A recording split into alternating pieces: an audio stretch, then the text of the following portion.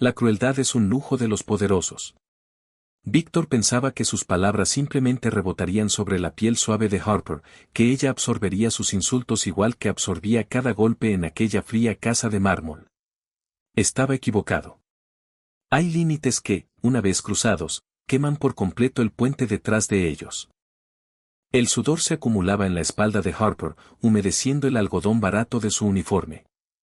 Cargar a un niño de 5 años que se retorcía, subiendo 3 pisos de escaleras de caoba, era un ejercicio que ella nunca había pedido. Pero Finn estaba teniendo otra crisis. Sus pequeños puños golpeaban el hombro de Harper, y sus gritos rebotaban en los altos techos abovedados de la mansión Rossi. Harper no se inmutó. Solo apretó más el abrazo, dejando que sus caderas anchas y firmes absorbieran cada patada mientras empujaba la pesada puerta de roble del cuarto de Finn. «Aquí estoy contigo, campeón», murmuró Harper, con la voz baja y firme, como un rumor constante en la oscuridad. Harper era una mujer grande. Lo sabía perfectamente. La sociedad se lo recordaba cada vez que intentaba comprar ropa, cada vez que se sentaba en una sala de espera con brazos de silla que se le clavaban en los muslos, cada vez que los demás empleados de la casa miraban con lástima su plato de comida. Pero en ese momento, su tamaño era su mayor virtud. Harper era un ancla. Cuando el mundo de Finn se desmoronaba, aterrado por las sombras de la vida violenta de su padre, el niño necesitaba algo sólido a lo cual aferrarse. Y Harper era sólida. Con cuidado, lo recostó sobre el colchón, sin soltar los brazos alrededor de su cuerpecito tembloroso. Tomó 20 minutos de mecerlo, con la respiración de Harper volviéndose cada vez más lenta y pareja, hasta que el niño finalmente quedó dormido contra su pecho. Abajo, una puerta pesada se cerró de golpe. Pasos resonaron sobre el piso de mármol, firmes, medidos, impacientes. Víctor Rossi había llegado a casa. Harper se soltó con cuidado del abrazo de Finn, arropándolo bajo el edredón. Sus rodillas crujieron en el silencio del cuarto cuando se puso de pie. El cansancio se le metió hasta los huesos. Trabajar para el jefe del sindicato criminal más despiadado de la ciudad no era solo un empleo, era una lenta erosión de su cordura. Víctor era un hombre tallado en hielo y violencia. Viudo, trataba su propia casa como un cuartel y a su hijo como una maleta delicada e incómoda. Harper salió del cuarto de Finn y bajó despacio la gran escalera, rumbo a la cocina. Solo quería un vaso de agua. Un momento de calma antes de retirarse a su pequeño cuarto en la parte trasera de la casa. La luz fluorescente se derramaba desde el arco de la cocina. Harper entró y se quedó paralizada. Víctor estaba junto a la isla, sirviéndose una generosa medida de líquido ámbar en un vaso de cristal. Se veía terrible. Su saco de traje estaba tirado sobre un banco, la camisa blanca desabotonada en el cuello, dejando ver algo de vello oscuro. Un moretón fresco le marcaba la mandíbula y sus nudillos tenían manchas de un rojo intenso. Sangre. Sangre que no era suya. Víctor no levantó la vista cuando ella entró, pero su voz cortó el silencio como un bisturí. ¿Ya está dormido? Sí, señor Rossi, dijo Harper con suavidad, manteniendo la distancia. Caminó hacia el fregadero para tomar un vaso limpio. Tuvo una noche difícil. Las sirenas en la calle lo asustaron. Tiene que dejar de ser tan frágil, soltó Víctor, tomando un largo trago. El licor apenas le hizo pestañear. Es mi hijo. No puede sobresaltarse con cada ruido en la oscuridad. Harper apretó el vaso en su mano. Tiene 5 años, señor. Los niños se asustan. Víctor por fin clavó la mirada en ella. Sus ojos, de un gris pálido y penetrante, estaban ahora vacíos, sin vida. La recorrió de arriba a abajo. Harper odiaba cuando él hacía eso. Sabía exactamente lo que él veía, una mujer de casi 30 años, con 60 libras de más, el cabello recogido en un chongo desordenado, calzando zapatos ortopédicos prácticos. Sintió el impulso repentino y doloroso de encogerse, de meter el estómago. Pero se obligó a quedarse quieta. No me venga a dar lecciones sobre mi hijo, Harper, dijo Víctor con desprecio, dejando el vaso sobre la mesa con un golpe seco. Víctor estaba de un humor pésimo, buscando un blanco donde descargar la adrenalina y la rabia de algún negocio brutal que acababa de cerrar. Por desgracia, Harper era la única persona en la habitación. No le estaba dando lecciones, respondió ella, manteniendo el tono cuidadosamente neutral. Solo le estaba informando.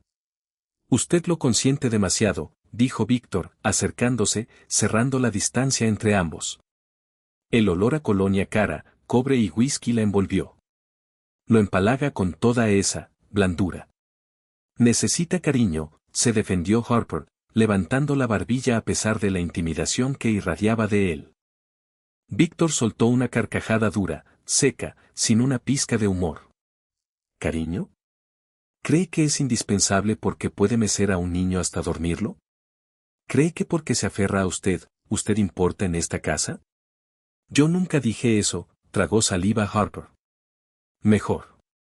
Porque necesita una dosis de realidad. Víctor se recostó contra el mostrador, con los ojos crueles y calculadores, desmontándola sistemáticamente. Usted camina por esta casa como si fuera parte de la familia. Juzga cómo educo a mi hijo. Pero seamos brutalmente honestos, Harper, usted está aquí porque nadie más toleraría su paso lento y su respiración pesada en mis escaleras. Mírese. La palabra la golpeó como un puñetazo. Usted es un mueble temporal, siguió Víctor, bajando la voz hasta un susurro venenoso. Estaba sangrando su propia miseria sobre ella, destruyéndola para reconstruirse a sí mismo. Un colchón de carne para que mi hijo caiga hasta que aprenda a sostenerse solo. No confunda utilidad con afecto. ¿Usted cree que alguien alguna vez va a quererla? Hizo un gesto vago hacia el cuerpo de Harper, torciendo el labio con asco. Nadie va a quererla jamás, Harper. Tiene suerte de que siquiera le permita ocupar espacio en mi casa. El silencio se extendió entre ellos, espeso, sofocante. Harper sintió el calor subiéndole a las mejillas, un rubor de pura humillación. Había sobrevivido mucho en su vida. Había construido una piel gruesa a base de años de rechazos silenciosos, miradas de reojo, bromas crueles. Pero escucharlo de él, del hombre al que secretamente, tontamente, respetaba por su mente aguda, del hombre cuyo hijo amaba como si fuera propio, le rompió algo fundamental en el pecho. Víctor esperaba que Harper llorara. Ella lo notó en la ligera inclinación de su cabeza, esperando las lágrimas, esperando la disculpa, esperando que ella se quebrara para que él volviera a sentirse poderoso. Harper no derramó ni una sola lágrima. Colocó con cuidado su vaso vacío sobre el mostrador. Entendido, señor Rossi, dijo. Su voz no tembló. Fue una calma aterradora. Le dio la espalda y salió de la cocina. No se volteó a ver la sombra de confusión que cruzó el rostro duro de Víctor. Simplemente siguió caminando. La medianoche envolvía la mansión, pero el pequeño cuarto de Harper estaba iluminado por la luz cruda de una lámpara de escritorio. Metódicamente, sin un rastro de desesperación, Harper doblaba su ropa. Una pila de suéteres grandes, mallas cómodas, mezclilla gastada. No tenía muchas cosas. Todo lo que poseía cabía perfectamente en una vieja bolsa de lona. Sentía el pecho vacío, raspado por dentro. Nadie va a quererla jamás. Las palabras se repetían en bucle, sincronizadas con el ritmo de su empaque. Cierre, doblez, bolsa. No estaba huyendo entre lágrimas histéricas. Eso era para las películas.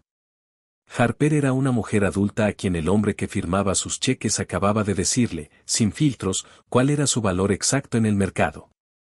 Él pensaba que su cuerpo era un chiste, que su presencia era un acto de caridad y que su amor por el hijo de Víctor era una conveniencia temporal. Muy bien. Cerró la bolsa. Dejar a fin era una herida abierta.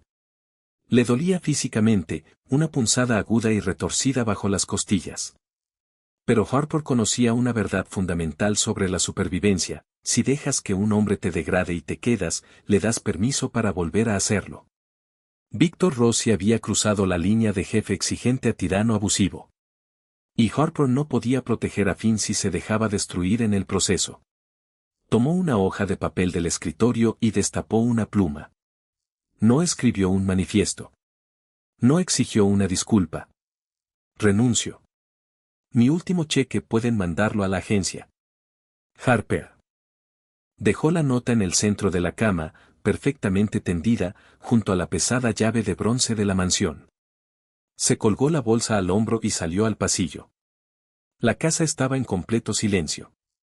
Pasó despacio frente al cuarto de Finn, deteniéndose apenas una fracción de segundo. Puso la mano plana sobre la madera pesada de la puerta. Perdóname, mi niño hermoso, pensó, cerrando los ojos con fuerza. Te amo. Después caminó hacia la salida de servicio, pasó junto al guardia de seguridad dormido en la caseta y se adentró en la noche fría e implacable. La mañana llegó a la mansión Rossi con la sutileza de un choque de trenes. Víctor despertó con un dolor de cabeza punzante y un sabor amargo en la boca. Se arrastró fuera de la cama, con los recuerdos de la noche anterior borrosos pero incómodamente vívidos. Recordaba la sangre en sus manos. Recordaba el whisky. Recordaba a Harper. Una punzada de culpa le apretó el estómago, aguda y molesta. Había sido innecesariamente cruel. Lo sabía. Había tomado la violencia de la calle y la había apuntado hacia lo más suave que había en su casa. Pero ella se le pasaría. Siempre se le pasaba. Le daría un bono en su próximo cheque. Tal vez la saludaría con respeto en el pasillo. Eso bastaría. ¿A dónde más iba a ir ella? Se bañó rápido, se ajustó la funda de hombro para el arma, se puso el saco impecable y bajó las escaleras. Normalmente, a las 7 de la mañana, la casa olía a tocino, a café fuerte y a ese leve aroma a vainilla que siempre parecía seguir a Harper. Hoy, el aire estaba estéril. Víctor frunció el ceño al entrar al comedor. La mesa larga estaba vacía. No había desayuno. Un grito agudo rompió la calma de la mañana. Víctor se sobresaltó, llevando la mano instintivamente hacia su arma, antes de darse cuenta de que el sonido venía del segundo piso. Arafén, subiendo las escaleras de 2 en 2. Víctor irrumpió en el cuarto del niño. Ellen, la anciana ama de llaves, estaba parada en el centro de la habitación, con una expresión de puro terror. Finn estaba en el suelo, la cara roja y cubierta de lágrimas, retorciéndose violentamente sobre la alfombra. Era una crisis total, del tipo que no había tenido en meses. ¿Dónde está? Gritaba Finn, con la voz ronca. Quiero a Harper. Quiero a Harper. Víctor miró la escena, con la irritación subiendo por su pecho. Ellen, ¿qué está pasando? ¿Dónde está la niñera? La mujer se retorcía las manos, pálida. No sé, señor Rossi. Subí a vestirlo y ella no estaba. Revisé su cuarto, Ellen tragó saliva, señalando débilmente hacia el pasillo. Se fue, señor. ¿Se fue? Ladró Víctor, la palabra sonando extraña en su boca. ¿Cómo que se fue? Debe estar lavando ropa. No, señor, Ellen negó con la cabeza, los ojos abiertos por el nerviosismo. Su ropa no está. Su cepillo de dientes no está. Dejó la llave sobre la cama. Víctor se quedó helado. La molestia en su pecho desapareció, reemplazada de golpe por una sensación fría y pesada de puro shock. Se fue. Giró sobre sus talones y caminó a paso firme hacia los cuartos del servicio. Empujó la puerta del cuarto de Harper. Estaba impecable. La cama tendida con precisión militar. La puerta del closet entreabierta, dejando ver ganchos vacíos. El pequeño escritorio, vacío, salvo por la llave de bronce y una sola hoja de papel blanco. Víctor caminó hasta ahí y tomó la nota. Renuncio. Mi último cheque pueden mandarlo a la agencia. Harper. La leyó 3 veces. Observó su letra pulcra y pragmática. No había ira en la tinta. No había manchas de lágrimas en el papel. Solo un corte frío y factual. Al fondo del pasillo, los gritos de Finn se convirtieron en sollozos entrecortados. Víctor se quedó parado en el cuarto vacío, el silencio presionando contra sus oídos. Miró el espacio donde ella solía estar. Él le había dicho que nadie la querría jamás. Le había dicho que era un mueble temporal. Se había burlado de su peso, de su presencia, de toda su existencia. Esperaba que se encogiera. Esperaba que se quedara y lo aguantara, agradecida por las migajas que él le lanzaba. Jamás esperó que ella se diera cuenta de que valía más que él. Arrugando la nota en el puño, Víctor miró hacia la puerta. La casa de pronto se sintió enorme, hueca. Había construido un imperio a base de miedo y control, manipulando a hombres despiadados y dominando una ciudad entera. Y sin embargo, parado en ese cuarto pequeño y abandonado de la niñera gorda a la que había echado sin compasión, Víctor Rossi comprendió algo aterrador, no tenía idea de cómo arreglar esto. El caos reinó en la casa Rossi durante 3 semanas insoportables. Finn dejó de llorar al cuarto día. Las rabietas violentas se transformaron en un silencio catatónico y aterrador. Se sentaba en el centro de su enorme cuarto de juegos, acomodando bloques de madera por color, rojo, azul, amarillo, una y otra vez. Si alguien se acercaba demasiado, si una sombra caía sobre sus filas perfectas, el niño gritaba hasta que se le ponían los labios morados y le sangraba la nariz. Víctor contrató a las mejores. Le lanzó dinero al problema, como si el duelo de su hijo fuera un asunto de logística. Trajo mujeres con currículums impecables, niñeras que hablaban francés fluido y tenían maestrías en desarrollo infantil. Mujeres que parecían salidas de los espectaculares que él pasaba cada mañana en su camioneta, esbeltas, impecables, envueltas en cachemira caro. Finn las destrozó a todas. Clara aguantó exactamente 1 semana. Sara aguantó 3 días antes de huir en llanto. Madison renunció a la mitad de un turno un martes por la tarde, después de que Finn la mirara sin expresión, se negara a comer, y luego le tirara sistemáticamente un plato de sopa caliente sobre sus zapatos de diseñador. El control de hierro de Víctor sobre su imperio criminal empezó a resquebrajarse. No se puede gobernar el bajo mundo con 2 horas de sueño, una dieta de café negro y una ansiedad constante que le roía por dentro. Durante una reunión de alto riesgo con la gente de los Calabresi, en una bodega húmeda y oxidada cerca de los muelles, Víctor estuvo a punto de dispararle a un hombre por un cargamento retrasado. Carmine, su lugarteniente de mayor confianza, tuvo que interponerse físicamente entre ellos. «Jefe, usted no está viendo bien las cosas», murmuró Carmine después, mirando con preocupación los ojos inyectados de sangre de Víctor y la palidez gris de su piel. «Váyase a casa. Nosotros nos encargamos». Pero su casa era un cementerio. Una noche, mucho después de que la última niñera temporal se hubiera encerrado en su cuarto, Víctor caminaba por los pasillos silenciosos de la mansión. Abrió la puerta del cuarto de Finn. El niño dormía hecho un ovillo rígido en la orilla del colchón, con las manitas apretadas al aire. Víctor retrocedió, con el pecho apretado. Caminó por el pasillo y se detuvo frente al pequeño cuarto en la parte trasera de la casa. El cuarto de Harper. Entró. El aire estaba viciado. El aroma reconfortante a vainilla y ropa recién lavada había desaparecido por completo, reemplazado por el olor químico y agrio de limón industrial. Ellen había tallado el cuarto de arriba abajo. Víctor se sentó pesadamente en la orilla del colchón desnudo. Los resortes crujieron bajo su peso. Miró el escritorio vacío. Recordó la manera pesada y deliberada en que Harper solía moverse por su casa, sin prisa, con los pies bien plantados en el suelo. La había llamado lenta. Había mirado sus caderas anchas, sus brazos firmes, y los había usado como arma en su contra. La había llamado colchón de carne. Había reducido a una mujer de una calidez inmensa y una lealtad silenciosa y feroz a un chiste sobre su tamaño. La crueldad, pura y fea, de sus propias palabras resonó en el cuarto vacío. Le revolvió el estómago. Se había convencido de que ella era débil porque era blanda. Había confundido su naturaleza gentil con fragilidad. Pero Harper no había llorado cuando él la destrozó. No le había rogado quedarse. Simplemente había evaluado su valor, lo había encontrado insuficiente y había cruzado la puerta. Eso requería una columna de acero puro. Ella no había sido un mueble temporal. Había sido el muro de carga de la cordura de su hijo, y Víctor la había derribado a martillazos solo para sentirse más grande. Sacó su teléfono.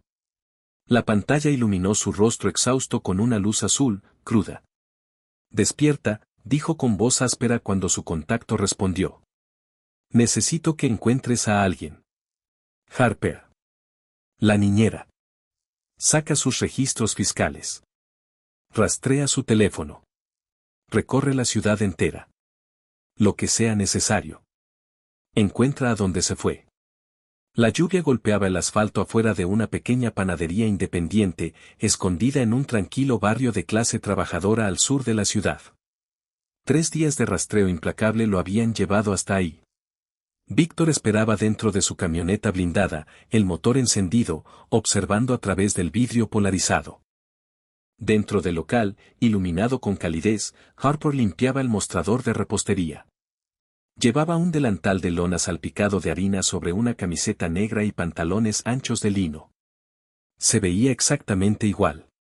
Los brazos gruesos y fuertes. El rostro suave y redondo. El cabello frisado recogido en un chongo desordenado sostenido por una pinza de plástico. Y sin embargo, se veía completamente distinta. Esa tensión pesada y sofocante que solía enroscarse en sus hombros dentro de la mansión, había desaparecido por completo. Cuando le entregó una bolsa de papel a un cliente, Harper se rió. Fue una risa genuina, profunda, que le retumbaba en el pecho. Víctor sintió una punzada aguda en las costillas al darse cuenta de que nunca la había escuchado reír. Nunca le había dado el espacio para ser humana. Respirando hondo, Víctor apagó el motor. Bajó a la lluvia, dejando a su equipo de seguridad en el auto de atrás. No quería fuerza ese día. No quería intimidar a nadie. La campanita sobre la puerta de la panadería sonó alegremente cuando la empujó. El olor a levadura, azúcar quemada y café fuerte lo golpeó de inmediato.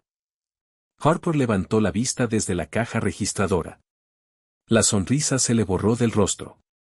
Sus ojos color café, cálidos hasta hace un segundo, se apagaron por completo, como una vela soplada. No soltó el trapo húmedo que tenía en la mano. No tembló. Solo se quedó mirando al hombre más peligroso de la ciudad, parado junto a una vitrina de moños de arándano. Señor Rossi, dijo Harper. Su voz sonaba perfectamente firme. Ni un solo temblor. Harper, respondió Víctor. Se quedó parado, incómodo, en su traje de $3,000, dolorosamente consciente de lo fuera de lugar que estaba. ¿Podemos hablar? Estoy trabajando. Harper le dio la espalda y caminó hacia la máquina de espresso industrial.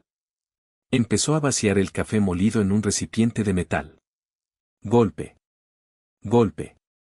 Golpe. Voy a esperar, dijo Víctor. Y esperó.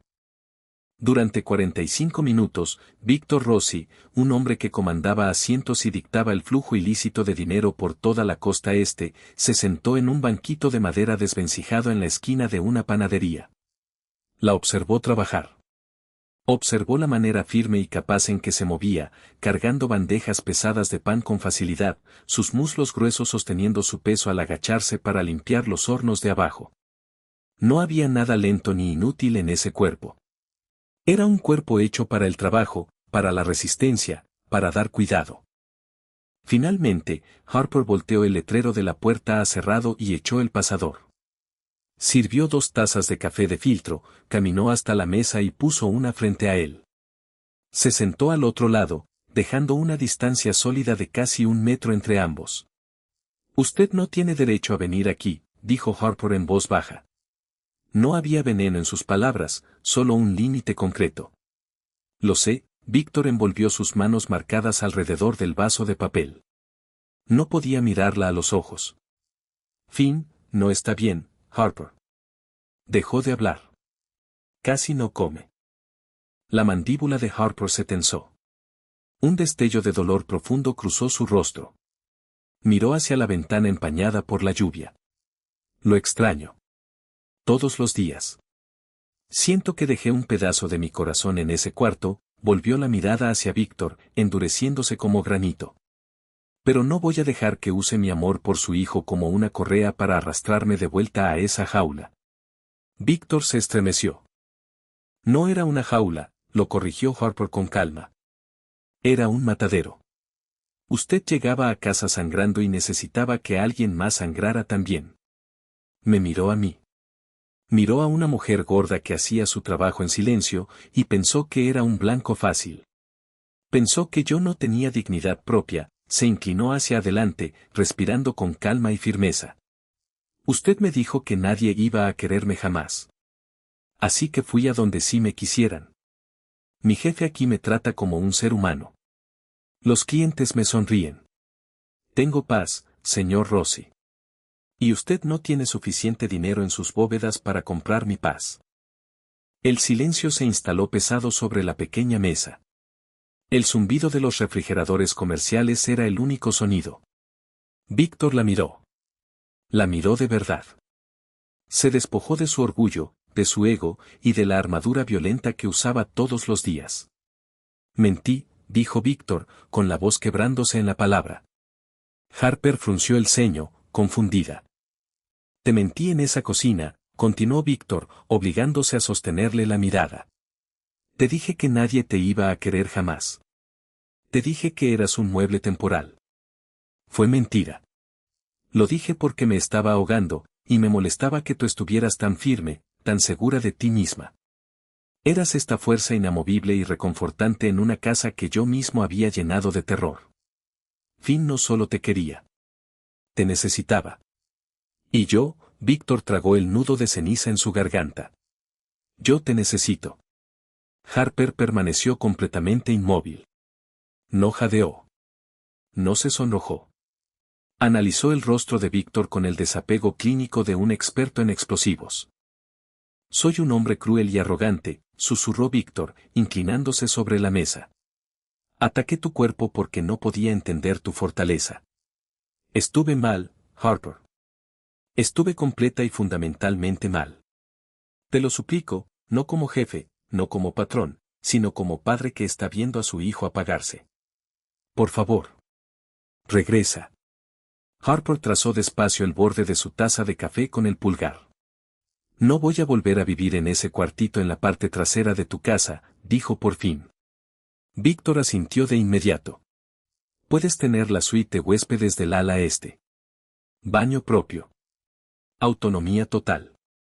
No soy una empleada doméstica, afirmó Harper, con la voz ganando fuerza. Soy una socia igualitaria en el cuidado de Finn. Si me menosprecias, si me hablas con desprecio, si vuelves a decirme una sola palabra sobre mi cuerpo o mi valor, me voy a ir y jamás me vas a volver a encontrar. ¿Entendido? Y vas a ir a terapia. Víctor parpadeó, completamente descolocado. ¿Qué? ¿Terapia? Terapia, repitió Harper con firmeza. Está sangrando tu trauma por toda esa casa. Lo descargaste sobre mí, y lo descargas sobre Finn esperando que sea un soldado en vez de un niño de 5 años. No voy a criar a un niño en una zona de guerra. Consigues un terapeuta, haces el trabajo, o mis maletas se quedan sin desempacar. Víctor la miró, una mujer robusta, magnífica, poniéndole condiciones a un jefe de la mafia. Ella tenía todas las cartas, completamente indiferente a su reputación, sostenida únicamente por la certeza absoluta de su propio valor. Una sonrisa pequeña, desconocida, se le asomó a Víctor en la comisura de la boca. Trato hecho, dijo en voz baja. Harper lo estudió un largo momento.